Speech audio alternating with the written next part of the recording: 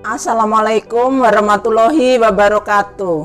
Halo anak-anakku sekalian yang sangat Ibu banggakan. Selamat berjumpa kembali dengan Ibu di layanan bimbingan dan konseling. Salam sehat selalu dan penuh semangat untuk anak-anakku yang sangat Ibu sayangi. Pada pertemuan minggu lalu, Ibu sudah menyampaikan materi layanan BK yaitu tentang IQ. Nah, untuk pertemuan hari ini, Ibu akan menyampaikan materi layanan BK selanjutnya, yaitu tentang SQ.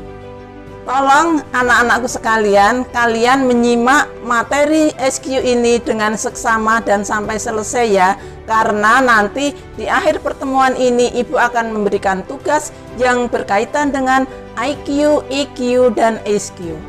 Baiklah anak-anakku, Ibu akan segera mulai menyampaikan materi layanan BK ini yang berkaitan dengan SQ. SQ adalah spiritual quotient atau kecerdasan spiritual. Otak kita, baik sebelah kiri maupun sebelah kanan, selalu dikendalikan oleh kolbu atau kata hati atau roh. Kolbu ialah kekuatan terpendam yang menyuruh kepada kebaikan dan melarang dari keburukan. Apabila hati nurani atau roh kita sering dilatih, maka kita akan memperoleh kecerdasan spiritual. Kecerdasan spiritual adalah kemampuan seseorang manusia berhubungan dengan Tuhannya, atau kemampuan seseorang beribadah kepada Tuhan.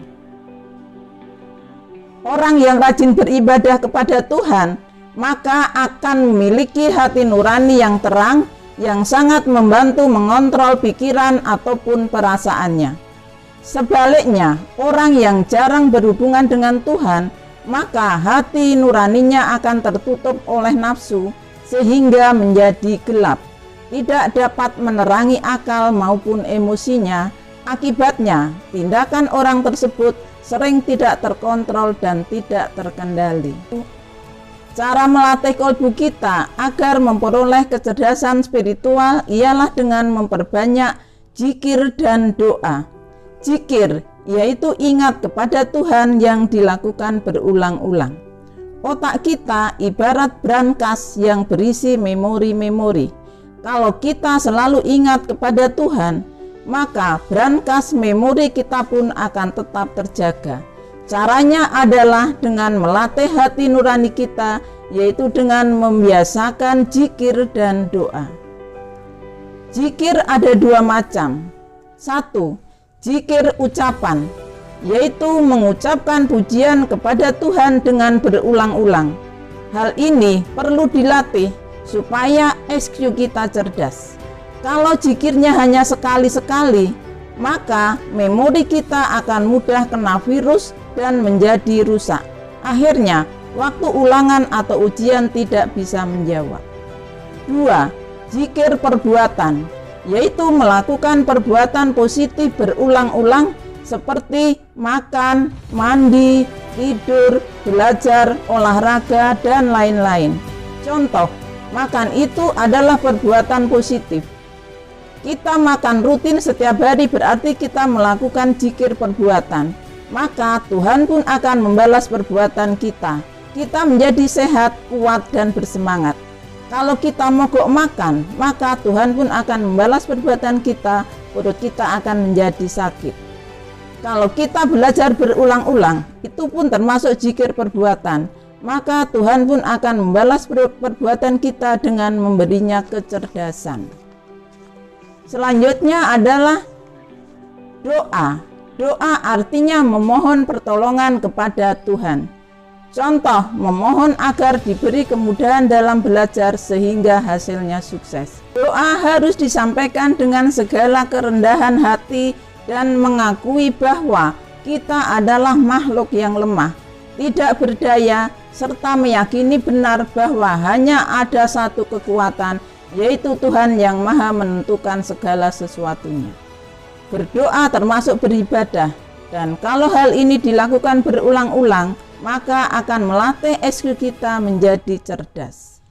Semakin sering kita melatih kolbu, maka semakin tampak sikap rendah hati dan tenang dalam menghadapi setiap kemelut kehidupan, tidak tergesa-gesa mengambil keputusan, tapi dipertimbangkan matang-matang agar tidak menyesal di kemudian hari.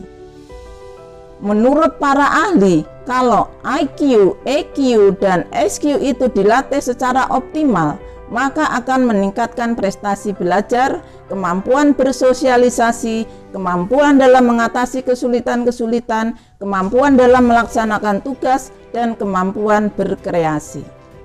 Dalam kehidupan, banyak orang yang kecerdasan intelektualnya biasa saja, tapi mereka cerdas EQ dan SQ-nya.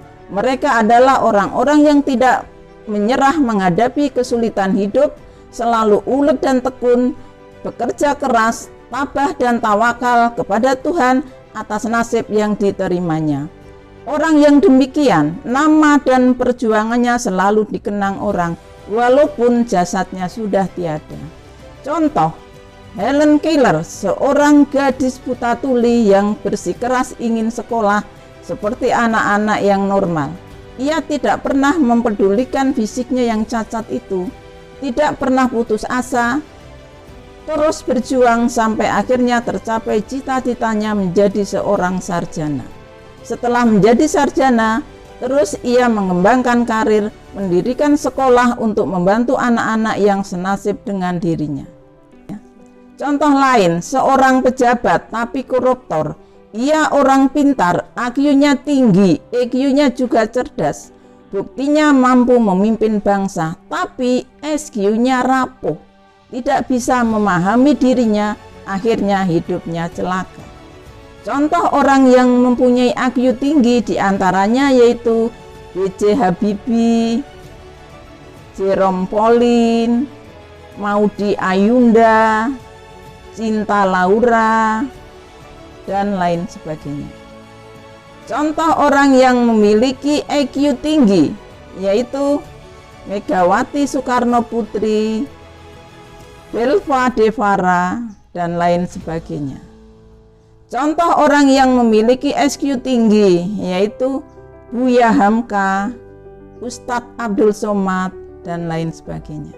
Demikianlah IQ, EQ, SQ dalam tubuh kita yang merupakan potensi yang bisa diolah dan dilatih untuk meningkatkan kemampuan belajar. Selamat belajar dengan tekun, semoga sukses. Demikianlah IQ, EQ, SQ dalam tubuh kita yang merupakan potensi yang bisa diolah dan dilatih untuk meningkatkan kemampuan belajar. Selamat belajar dengan tekun, semoga sukses. Terima kasih atas perhatiannya. Sampai bertemu kembali dengan Ibu di layanan BK yang akan datang.